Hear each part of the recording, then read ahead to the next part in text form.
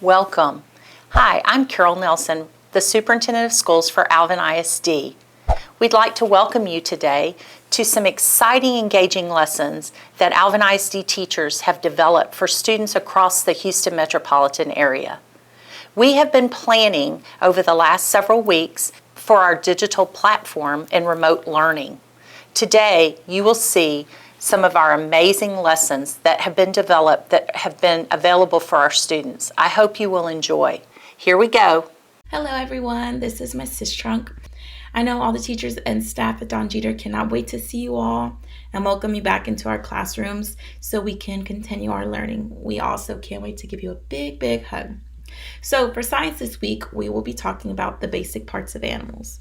As you know, before we got out for break, we were already talking about plants and animals and how they're both made up of parts. And we were also talking about body coverings, including scales like fish, feathers like birds, hair like dogs, fur like wolves, skin like us, and shells such as snails. So we also were talking about how they're different colors, sizes, shapes, and feel different, their texture, right? So we're just going to be talking about the basic parts of animals this week. So I made a poster, and it is all about a dog. So the 5 main basic parts of an animal are the head, the eyes, the mouth, the body, and the limbs, which would be their feet or their hands. Now, I know that you noticed that I labeled the tail. Well, the tail is also a body part, but it is not on every animal. So another animal that has a tail would be a fish. Now, another body part that could be on an animal is a fin, which is also on a fish. But the 5 main body parts are, say them with me, head, eyes, mouth, body, and limbs. Other animals have body parts such as the tail, like a dog, or fins. So that's all we're talking about this week. So let's point to our head, our eyes, our mouth. Our limbs would be our arms and our legs, and our body. Now, we do not have a tail, but if you have a dog and you want to go, or a cat, or a fish, I know some of you have pet fish, and y'all want to go point to and identify the basic parts of that animal, please do so. But like I said, the 5 main basic parts that we are focusing on are the head, eyes, mouth, body, limbs. And then, like I said, there's also animals with tails or fins. So those are the basic parts of plant animals. Thank you. Today I'm going to look back at a writing I did at a different time, and I'm going to look and see how I'm going to make this better. How can I make my writing better? I'm going to edit my writing. I'm going to go back and look for any mistakes I made, and I'm going to see how I can make this better. I'm going to read to you what I wrote. We played in the grass. It was fun. This is true. We have been playing outside in the grass. Now that it's springtime, Mr. Mills cut the grass, and our grass is really soft. So we have been playing outside sometimes in our with bare feet, and it's been a lot of fun to be outside in our yard. We played in the grass. This is my first sentence, so I'm going to check that I have a capital letter. Every sentence begins with a capital letter, so let me check for that. Uh-oh, is that a capital letter? No, it's not. That's a lowercase W. I need to change that to make it an uppercase, a capital letter. Now I have a capital W-E. Okay, we played in the grass. It was fun. Uh-oh, did I use a capital letter here? No, No, I didn't. I wonder if I could, make this into an uppercase. A capital I. It. Does that look like a capital I now? It.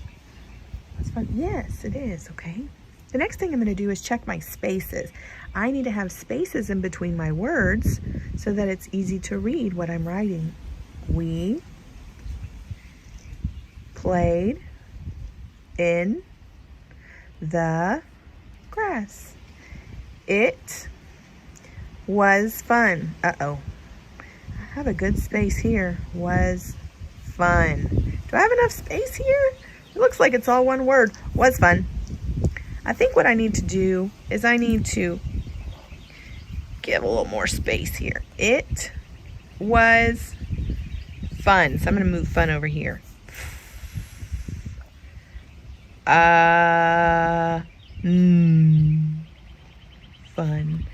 All right, I checked for my capital letters. I made sure I have good spaces. I'm also going to make sure I have a period at the end of each sentence. We played in the grass. It was fun. Oh, that's 2 sentences.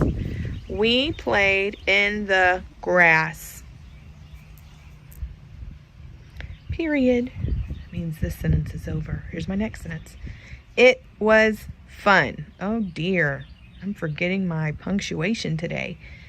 Fun. So I'm going to put my period here.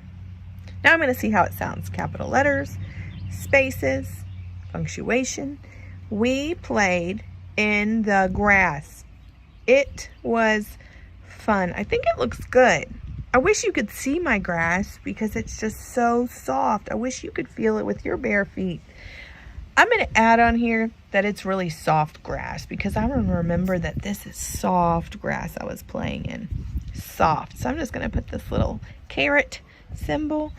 Soft. Soft. We played in the soft grass. It was fun. Awesome. I think my words look good. All right. So my words look good. I'm going to look at my illustration. This represents my words. Do they match? We played in the soft grass. Yes, it shows that we were playing outside in the grass. It was fun. We all have smiles. It does show that it was fun. But how can I make this better, you think? I'm going to add some details onto my picture. First thing I'm going to do is, so you can tell where the grass really is, I'm going to go back over this area with just some green. I used my pen, but it's hard to see. Is that really grass? But now it's going to really look like grass. There we go. And it doesn't have to look perfect. I just have to try my best. All right, so I have put green down here to show my grass. Next, I'm going to work on my tree. What color is the trunk of a tree? The trunk of the tree at my house is brown. So I'm going to go ahead and color the trunk of the tree brown. Remember, when you color, you want to make your pencil or crayon, this is called a matte pencil, you want to make it go the same way. So I'm going to keep going up and down. If you go up and down, side to side, up and down, then there's going to be a lot of white space. But if you just stick to the same way, see how my pencil's moving up and down, up and down. I'm not going to let it go side to side, up and down. Then it looks nicer. The trunk is brown. Then I'm going to show up here. Oh, it's so beautiful. All of the leaves are starting to come in. And they're kind of this bright green. This is called greener. Let's see, greener pastures. What I'm going to do is I'm going to color up here to show that the leaves are looking like a bright green. Up and down, up and down, up and down. I'm not going to do side to side. Up and down.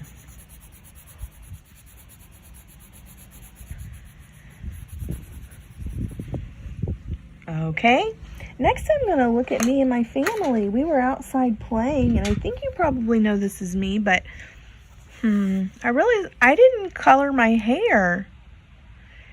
And Grant and Johnny and Cheyenne, they don't have hair at all.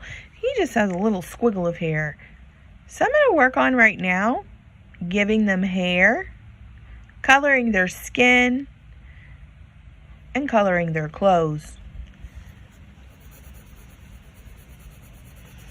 This is my brown hair. Cheyenne's hair is curly brown. So I'm going to do some curls here. It looks just like this. And then Grant and Johnny have short brown hair, like this.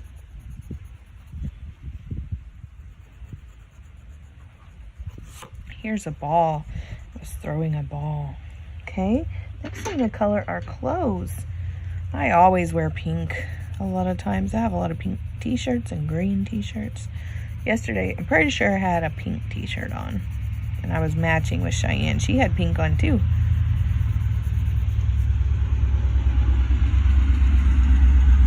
Well, I'm going to keep coloring, and I'm going to show you what it looks like when I'm done.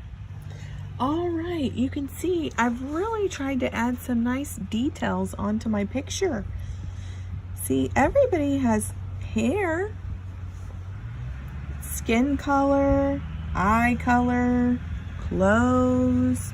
So I added that. I made sure that you could see all those different colors. The next thing I'm doing is I'm working on the background.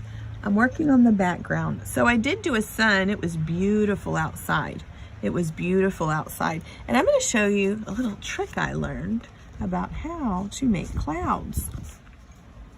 So when I make clouds in the sky, clouds aren't blue, they're white, right? This is what I like to do. I draw them first. I'm gonna go to the bathroom behind it. With my blue pencil, even though clouds aren't blue. You're gonna see what I'm doing. See, the inside is white. Now what I'm gonna do is I'm going to color the background around the clouds. Now look how my pencil's going now. Remember I said up and down or side to side. Another way is diagonal, kind of at a slant like this. This is the way I'm coloring, at a slant. And so right now you're gonna see me with my matte pencil color the whole background with a slant.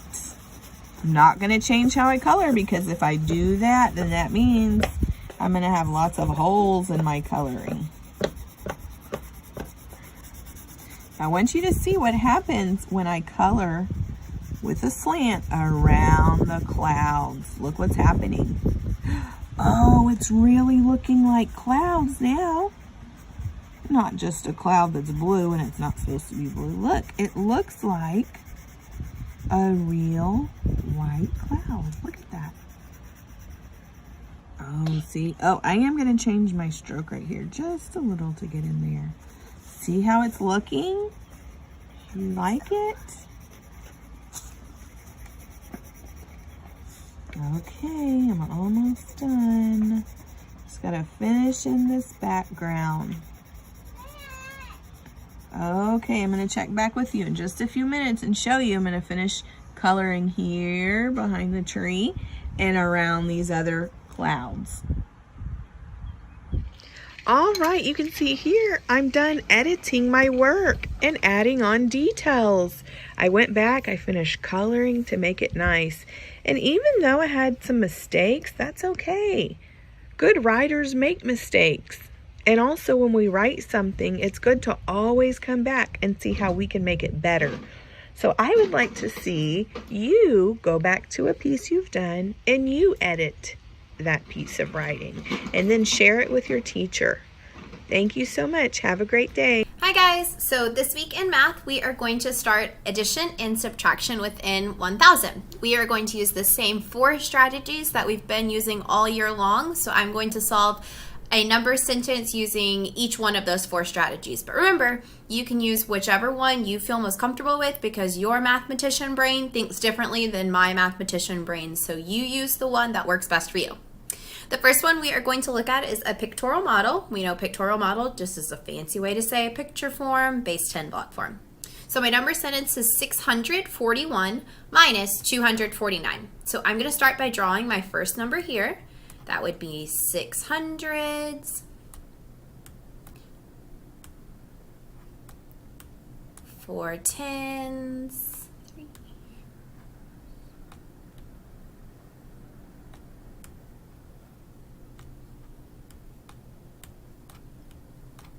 and 1 unit. Now, since this is a subtraction problem, I'm going to take away this number. I'm going to start in the ones place, so I need to take away 9 ones, but I don't have enough ones here. So I'm going to decompose one of my rods, and it will break apart into 10 units. Whoops. Okay, now I have enough units. I'm going to take away 9 of them. 1, 2, 3, 4, 5, 6, 7, 8, 9. So that leaves me with 2 units left. Now I'm ready to take away my 4 10s. But wait, I don't have enough since I had to decompose that 10. I don't have enough rods anymore. So now I'm going to decompose a flat, and it would decompose into 10 rods because 10 rods is worth 100 and so is a flat. All right, now that I have enough rods, I'm going to take away 4 of them.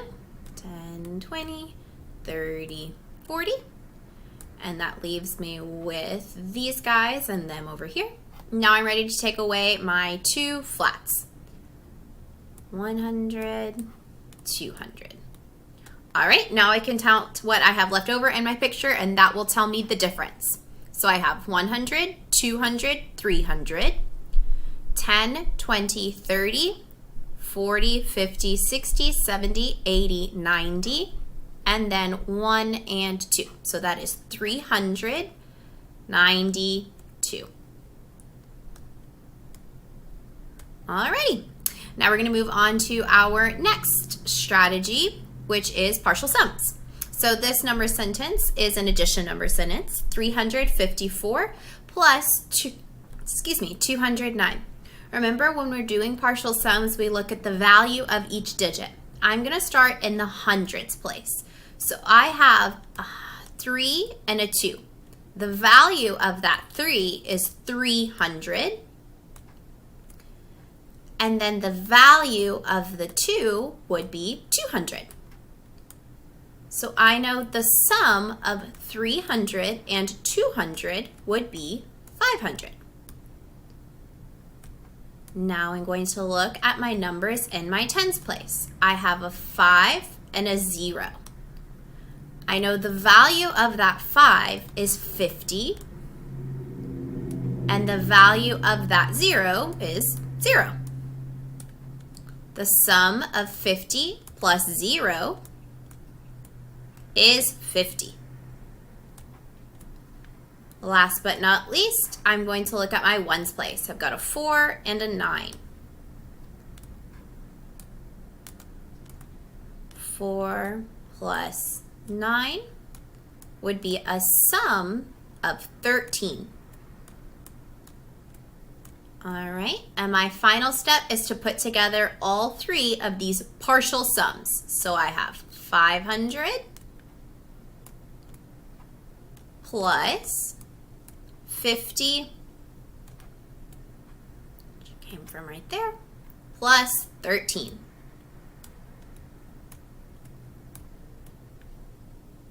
If I wanted to, I could decompose that 13 into 10 plus 3, so I could solve it a little bit easier. So I could say 500 plus 50 is 550, plus 10 more would be 560, plus 3 more would be 563. So I know now that the sum of 354 plus 209 is 563. 63. All right, 2 more, guys. Next, we have compensations. This is the one that you guys really like to use in the mornings when we are doing our number talks, and I think that you guys are really going to find it much easier now that we're working with much larger numbers. So I'm going to look at the ones place. I have a 9 and I have a 2 here. I'm thinking to myself, I know that that 9 is pretty close to being a friendly round number. I'm thinking I need to add 1 more to that 9 to make it another 10, or to make it a 10. So I'm going to take 1 away from this number and give it to this number. Just because I think it's easier to add when my numbers are nice and round. So I'm thinking to myself, I know 1 plus 9 is 10. If I had 4 10s there and I added 1 more 10, that would be 5 10s. So the sum would be 250. Nice, friendly, easy, round number. Then I'm going to come over here. I had 2 units, but I took away 1 of them because I wanted to give to this friend. So I have 491 left over.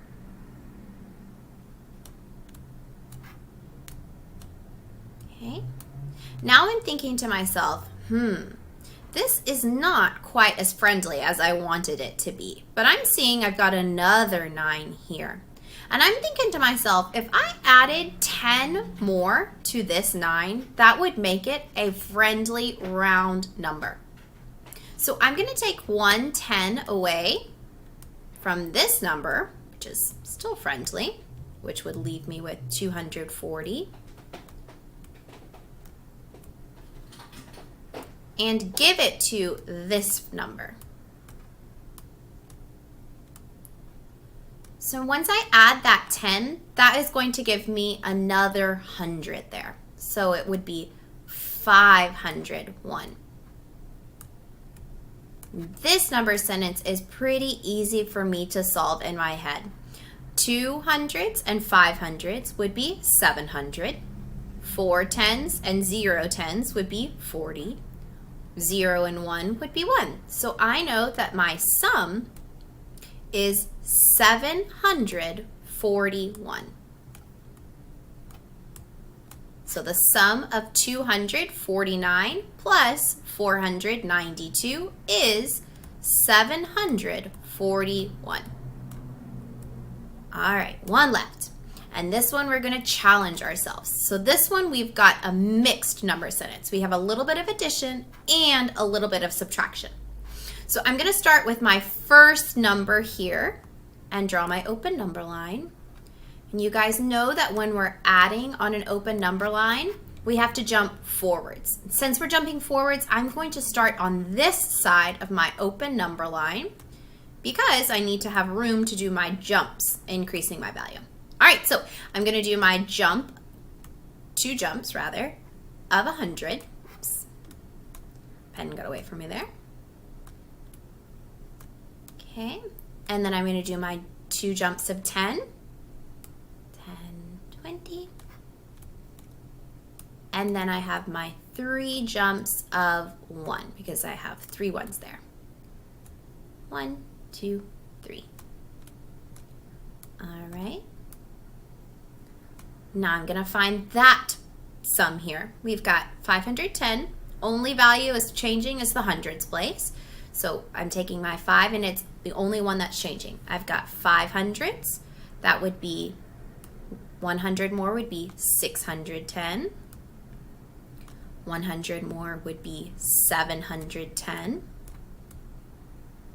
Now I'm doing my jumps of 10, so the only number that's changing is this one in the tens place. 710 plus 10 more would be 720, plus 10 more would be 730. And then I've got my teensy jumps of 1. 730, this would be 731, 732, 733. All right, so step 1's done. Now I need to take away 125. But I don't think that I'm going to have enough room on this open number line. Because I'm subtracting, I know I need to jump backwards, and I'm going to need plenty of room for that. So I'm going to draw my second open number line. I'm going to take what I ended with here and bring it down below in the same spot. So we ended with 733. Now I can take away my jump of 100.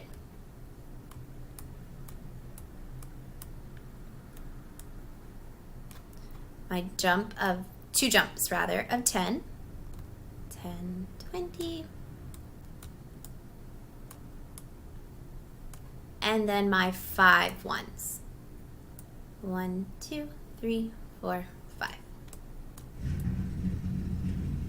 So 733, the only number that's changing is the hundreds place. 700, take away 100 would be 633. Now my tens place is changing. I have 3 tens, take away 1 10, that would leave me with 623. Take away another 10, that would be 613. And lastly, I need to do my jumps of 1. So we're at 713. This would be 712, 711, 710, 700. Sorry guys, I'm saying 700. I mean 600. 613, 612, 611, 610, 609, 608.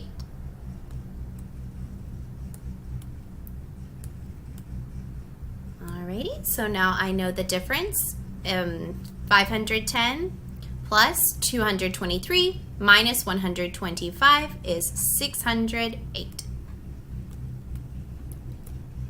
Alrighty, your turn. So I'm going to leave some different number sentences that I would like for you guys to try your hardest to solve. Use any one of the strategies that you would like, whichever one makes the most sense to your mathematician brain. Bye! During normal times, students would be learning how to solve mathematical equations, teachers would be showing new places to their students in geography, science projects would be shared, classrooms would be filled with learning. All schools in the state of Texas shall be temporarily closed, but this does not mean education stops. But now there's a new normal where school campuses are closed. Students stranded from their learning environments, but AlvinISD has learned to bridge that gap. However, the district will continue to mobilize efforts to provide students with remote and digital learning opportunities. This difficult decision was made as part of a broader state and national effort to flatten the exposure curve associated with COVID-19 pandemic. So I have that one, and I have how to access our online databases. Working in a place like AlvinISD during a time of crisis is like working with your family every day. I know everyone here is looking out for the best interest of everyone else, and most especially for our kids. So it's a privilege to work among professionals that will rise to any challenge. We might be frustrated by school closing or a hurricane coming through or changes with TEA, but whatever it is, we immediately get together and start working on solutions and what we're going to do to take care of our kids. Every teacher will be using Google Classroom as their learning platform. Every Friday at 4 p.m. starting tomorrow, lessons, activities, and assignments will be posted in teachers' Google Classrooms. Be sure to check for these. Your student will be held accountable for their learning. It's Ms. Hoskins, your principal, and I wanted to take a minute to tell you hi. I wanted to let you know that there are some things that you can be doing while you're not up here at school. Make sure that you are reading some good books. Make sure that you are writing about things that are happening or writing about the books that you're reading. AlvinISD faculty have been quick to reach out to their students with announcements to help bring a sense of normalcy. It is now time for us to say our morning announcement. Please stand to your feet. Place your right hand over your heart as we give respect to our country and our state. Bringing the classroom to students' living rooms. I wanted to share with you my teacher workspace. As you can see, I'm using my kitchen table. I have one who's in kindergarten who's working on a worksheet that his teacher emailed me. And then I have the other one who is in 3rd grade that's utilizing his Google Classroom. Oh, hey, welcome to Mr. Morrison's Mobile Command Center. This is where JB Hensler's criminal justice classes will be taught from. Here we get to use Google Hangouts, Google Classroom, and use all types of different technology in order to work together to get us through this. If you have any questions, please just let me know. Thanks, guys. Have a great day. While I'm in my office working on this stuff, I also have a few things that I use to keep me busy. Got my bass guitars, a couple of guitars in here that I use while I'm thinking on what's the next step. But when I'm not doing that, I'm at my desk right here trying to make sure that, I'm still helping those kids learn and get them to where they need to be. Welcome to Coach Owls' digital learning environment. Hi, guys. Here he is working hard to create content for his geometry students and basketball athletes as Alvin High School's head basketball coach. Here we have Maya Owl, second grade student at Glen York Elementary, working on a Google Classroom's art assignment. And a small message from our digitizers. Jackie Pride never dies. Go Rangers. Hello everybody, this is Mr. Peralta and this is the Peralta Learning Zone. We just have 2 tables put together and this is where we come and read. We do some math work, we have some projects that we did back there, and then of course we are incorporating depth and complexity. It's a simple visual representation of what I want the kids to think. So this is where I'll be bringing some activities, simple activities that you guys can do at home.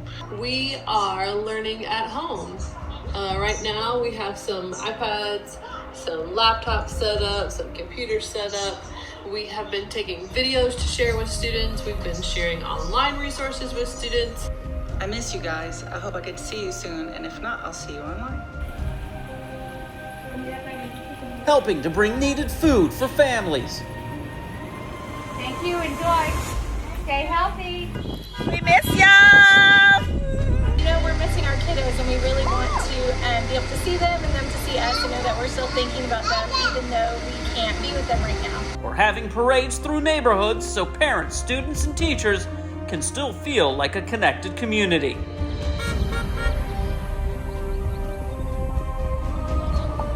The COVID-19 pandemic has proven to be a new life lesson for all of us, but AlvinISD is learning how to overcome.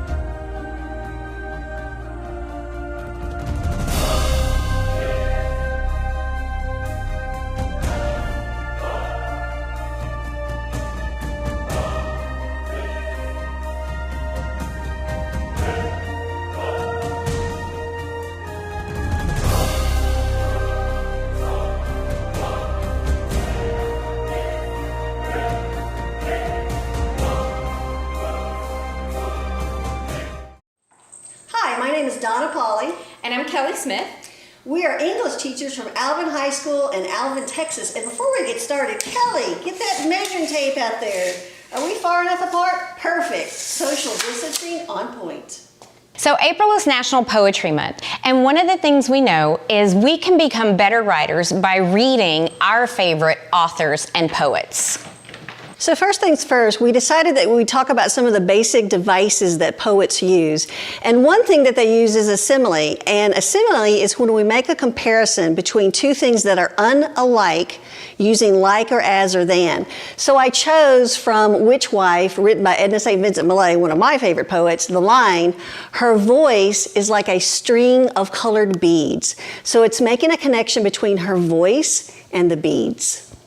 Another device that poets use a lot, and writers, is a metaphor. And a metaphor is similar to a simile, where it compares two unlike things, but it does not use like or as. It simply says one thing is the other. So for example, from Emily Dickinson's poem, we have hope is a thing with feathers that perches on the soul. And what we know is this is an implied metaphor where she's comparing hope to a bird, and we know she means a bird because she's using things like feathers and perches. The third device we're going to talk about is imagery. And while most people think about imagery as being able to picture or see something that you read or you listen to, imagery actually picks up all 5 of your senses. So we chose from Robert Frost his poem After Apple Picking, and the lines are, "I feel the ladder sway as the boughs bend, and I keep hearing from the cellar bin the rumbling sound of load on load of apples coming in." So we have the sense of touch with the ladder of that swaying. We have the sense of sound with the sound of the apples as they fall in the bin, and we actually have a picture of the apples themselves. The last one that we're going to talk about is alliteration. Alliteration is the repetition of sounds at the beginning of words. So we use an example from Samuel Taylor Coleridge's The Rime of the Ancient Mariner. The fair breeze blew, the white foam flew, the furrow followed free. We were the first that ever burst into that silent sea.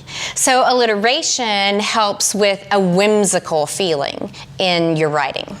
Mrs. Smith and I are poetry nerds, which means we have a lot of poetry books at our house. In case you don't have any, we're going to give you some good sites that you could look up on your phone. So the first one is Poetry 180, a poem a day for American high schools, and that's done by poet Billy Collins. Has a lot of great ideas with very contemporary poetry.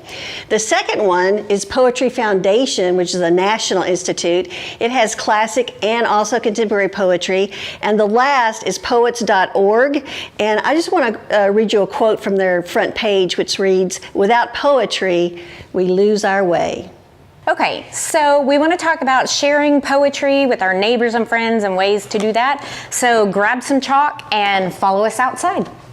Don't worry, Miss Smith, I'm 6 feet behind you.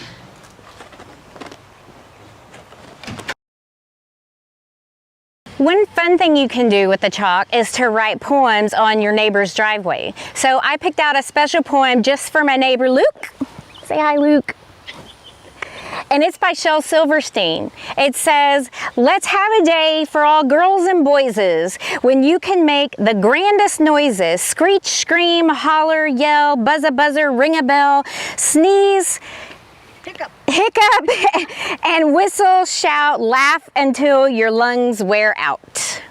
So for these neighbors, I picked a blessing from Emily Dickinson. It's real simple. It reads, "In the name of the bee, and of the butterfly, and of the breeze. Amen." For the second neighbor, I picked a poem by Edna St. Vincent Millay called First Fig. And I think it really works for today because as teachers, public school teachers in Texas, we're doing distance teaching and learning for the first time, and it's been really hard, but we're doing the best we can. So my poem is, "My candle burns at both ends, it will not last the night. But all my foes and oh my friends, it gives a lovely light." So I picked buttercups have honeyed hearts, bees they love the clover, but I love the daisies dance all the meadow over. For this sweet neighbor, I picked one of my favorite poems, or a piece of it, one that we saw a little bit of earlier. "Hope is a thing with feathers that perches on the soul and sings the tune without the words and never stops at all." Emily Dickinson. I also chose an Emily Dickinson poem, and my poem reads, "To make a prairie, it takes a clover and one bee, one clover and a bee, and reverie. The reverie alone will do if bees are few." Emily Dickinson. Hey, Kelly, do you know what you call a really, really indecisive bee? I don't. What do you call one? A maybe. Wah, wah. So another thing you can do is read poetry out loud to your neighbors, from a safe distance, of course. I got my tape ready. All right, yardsticks aren't just for discipline. Social distancing.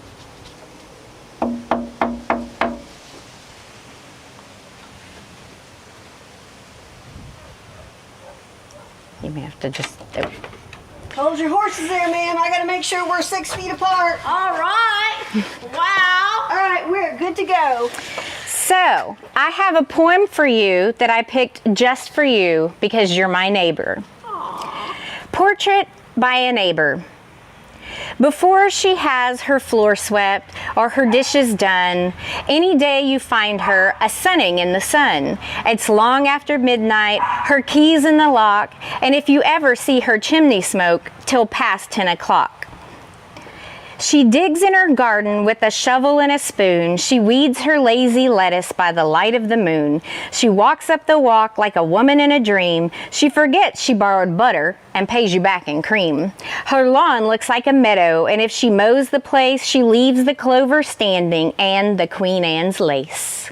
Oh, that was amazing. Thank you for sharing that with me. That was awesome.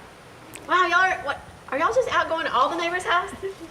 We are spreading poetry joy. That is wonderful. That is great news.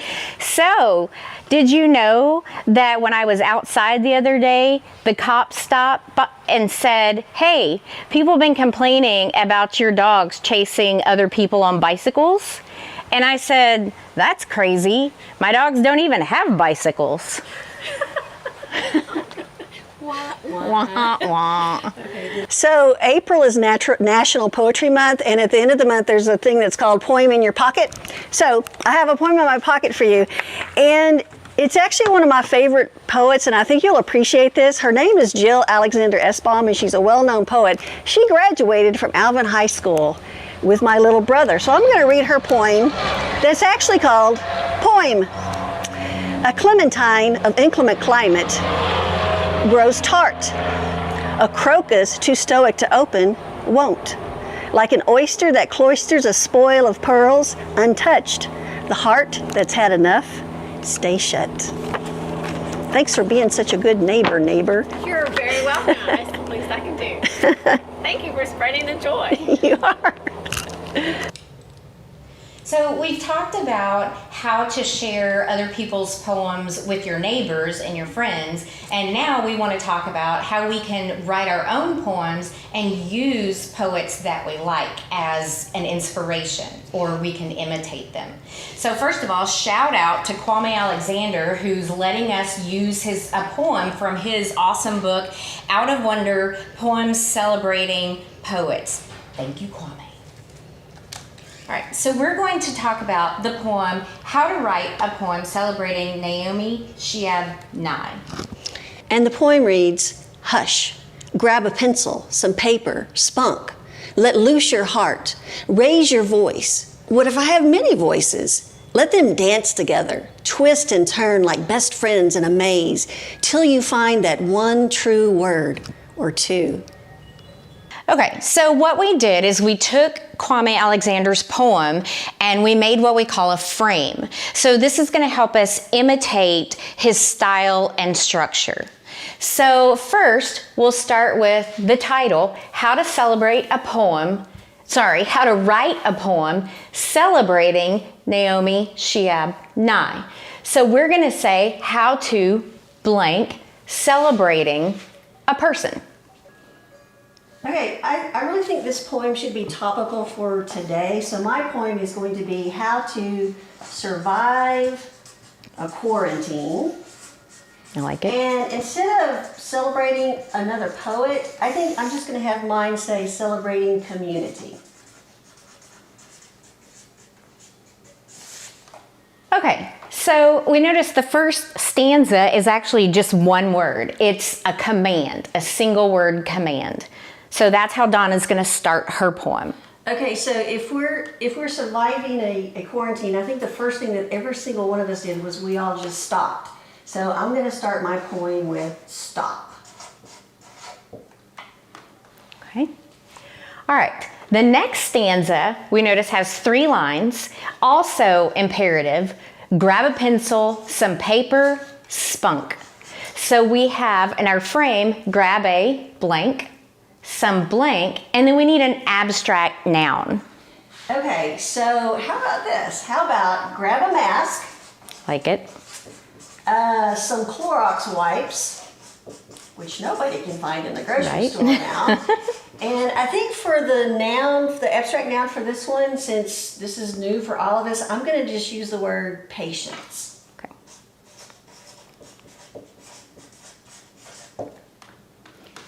Okay. Then we're going to go in to the next stanza.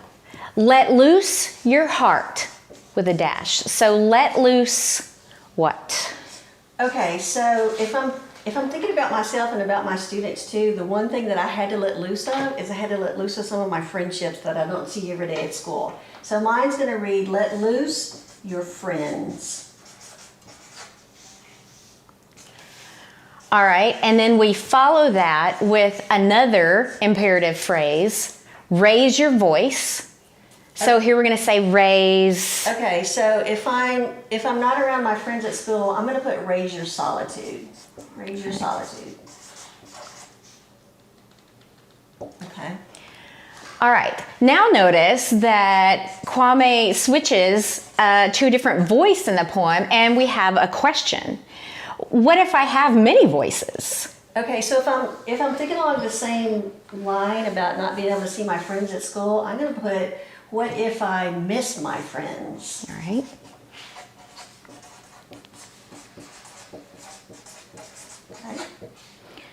Okay, and now we're back to the last, almost last stanza, the long one. Let them dance together. So let them, what could you say? Well, if you think about the ways that we can communicate with each other, how about let them Skype together? I like that. Okay, let Very them Skype together. Technological. All right. Then we have alliteration that we talked about earlier. So the repetition of sounds. So he has twist and turn. You want to hear some teenage lingo I picked up in the last month? We're going to put tweet. Okay. And here it comes, TikTok. Nice. Although I'm going to misspell it, just the way they misspell it on TikTok. Okay. Okay. Then we're going to go into a simile, which we talked about before, followed by a prepositional phrase. So he has like best friends in a maze. I love that line. Okay, so I'm thinking about the idea of like we're separated from each other, but we're still a part of each other. So my simile and prepositional phrase is going to be like branches of a tree. Okay. All right, and now we have our last little section, till you find that one true word. So we're gonna have till. So what are you thinking? Till you... Well, I know that my students are thinking about when we can actually come back together, hopefully this school year, if not next school year. And I think mine is gonna be till you share that one true reunion. Nice. And then of course, at the very end, we have a parenthetical or to. And sometimes I think the poet says it so well that there's no way that you can improve it. So I'm just going to use his line. I'm going to put for to. So now, this is how you take a frame from a published poem and then you make it your own. We'd like to tell you about one final way to share your poetry with the world, and that's with letter writing. And the art of letter writing is completely lost these days. So I have just written a little note to my sister. I'm sharing with her an Edna St. Vincent Millay poem called The Goose Girl that starts, spring rides no horses down the hill, but comes on foot, a goose girl still. And all the loveliest things there be come simply so, it seems to me. And so I'm gonna put this in my envelope. I'm gonna seal it up. I've already put her address on it. I'm gonna give it a stamp. And then the next step is to the box outside. So that's our lesson for the day. We want to say thanks for joining us. We hope you learned something and have a happy National Poetry Month. Hey Kelly, I forgot to tell you, they've closed all the restaurants around here, but believe it or not, they've opened a brand new restaurant just around the corner, and it's called Karma. Karma? What's on the menu? They don't have a menu. You get what you deserve. And don't forget, everybody, Jacket pride never dies. Hi y'all, in this video I'm going to talk you through the week of March 30th, assignment number 1, which is titled Taxonomy Slideshow. So step number 1 right here tells us to open the Google Slides presentation titled Your Name - Taxonomy Slideshow. That should pop up over here in the Your Work section of Google Classroom. So I'm going to open up those slides. Then I'm going to keep reading the directions. So it says to review the slideshow and answer all of the questions. Everywhere that it says type here, highlighted in yellow, you need to answer the question by typing directly into the Google Slides. So I'm going to pop back over to the Google Slides. Now this is a presentation about taxonomy, and it has some really great information in here. So what you're going to do is click through, read the slides about taxonomy, and then whenever you come to a slide that looks like this, it'll have a question and then a place for you to answer. So where it's highlighted in yellow and in brackets, that is where you type your answer. So it says define taxonomy in your own words. Here you're going to use the information that you learned about taxonomy on this previous slide to answer this question. So here you would just type a brief description of taxonomy in your own words.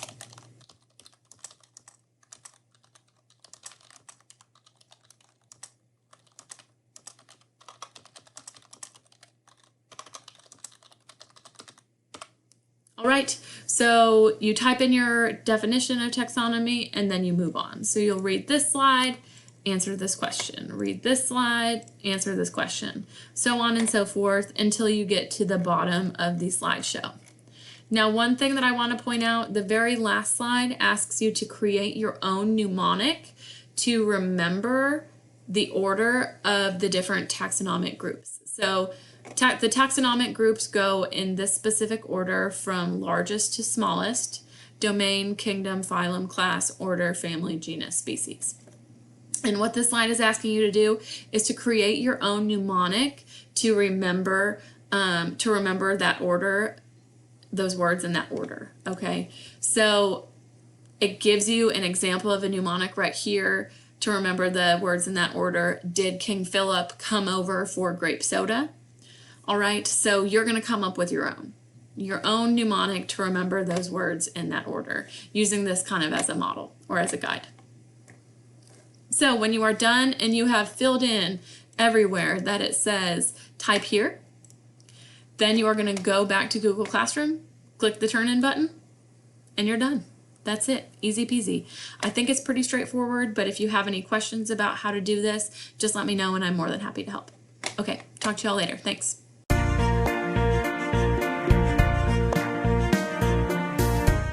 Hi everyone, my name is Heather Benbrook and I'm an elementary school counselor in AlvinISD. Today I wanted to talk to you a little bit about stress. I'm sure that many of us are feeling a little extra stressed right now with the COVID-19 pandemic, and so I just wanted to share some resources and some strategies to help you and your kiddos through this difficult time.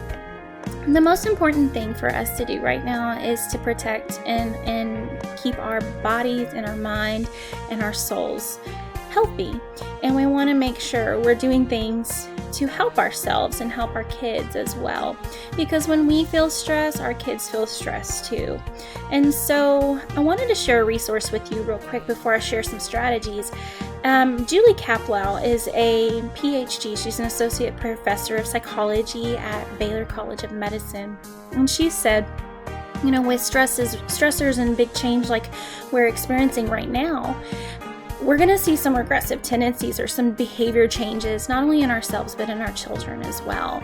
So we just need to be aware of that. And also we can help our kids.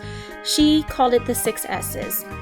The first one is safety and security. We want to make sure that we're keeping ourselves safe and secure. And part of that right now, according to the CDC, is to protect ourselves and make sure that we're isolating ourselves in our homes, which is why we're speaking about this right now. So we want to make sure that everything is safe and secure, and we feel that safety and security, and we tell that to our children as well. The second one is to keep a simple language. We want to make sure that we keep it age appropriate for our kids when we're talking to them. And that can be kind of difficult sometimes, because sometimes we don't want to tell them too much, but we don't want to tell them too little either. So just make sure it's simple and it's age appropriate. The next one is supervision. We want to make sure that we're just keeping an eye on the kids and making sure we're aware of those changes if we see any in them. The next one is structure. Of course, you know, we all like structure, and right now our structure is a little off because of, you know, having to be at home and in a different environment and learning in a different way. So with change, that structure is a little bit skewed right now, but we want to make sure we keep as much structure and routine as possible, which can be hard. The next one is social support. Social support is very important. We want to make sure, even though we cannot be physically together, we want to make sure that we're supporting each other and spreading kindness and making sure that, we're here for each other. We're better together. And so I'm sure many AlvinISD staff and teachers have been reaching out to help and support you. And so I want you to know that we are all here, and all the elementary counselors around the district are here, and you can always check their websites for any help or reach out to them as well. And the last one is self-care. So this one's probably one of the harder ones. They always say, put your mask on before you put someone else's mask on an airplane. And that's because we have to take care of ourselves before we can help others. And so today I wanted to share some strategies with you to help with that. Some of the most important things are very simple, like go outside, enjoy the sun, get that vitamin D. They say that helps you stay healthy and it helps you fight off any illnesses as well. Playing a game, doing puzzles with your kids, going outside and exercising, or going inside and exercising, whatever needs to happen. Just make sure that you're laughing and you're smiling and you're keeping your body and your mind and your soul healthy.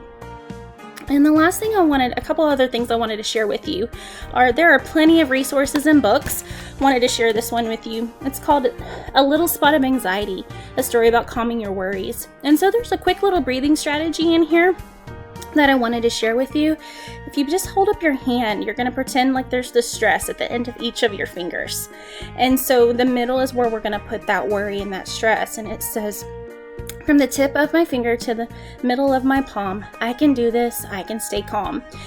And so with each breath, you take a deep breath in, deep breath out, deep breath in, deep breath out, 5 times.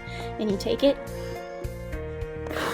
and you blow away the worry. So that's one little quick strategy for breathing.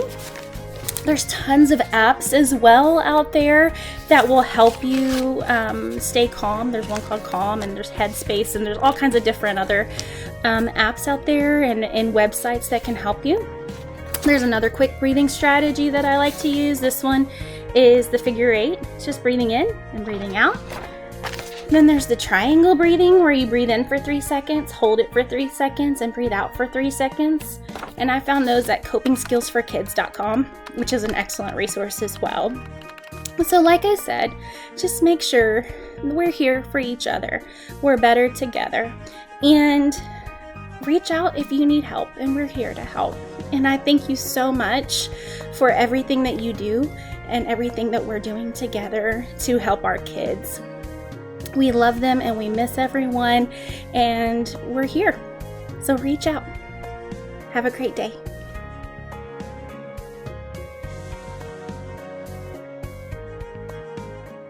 Welcome back. We hope you enjoyed the engaging lessons that our AlvinISD staff prepared for you today. We want to thank not only our parents and community for your support, but also for our teachers who have put in tireless hours preparing these lessons, as well as taking care of their own children at home. So we want to thank everyone. We know these are trying times, but we also want to let you know that we're here for you, and we will continue to provide these lessons through a digital platform as well as remote learning platform. So thank you again. Stay safe. We'll see you soon.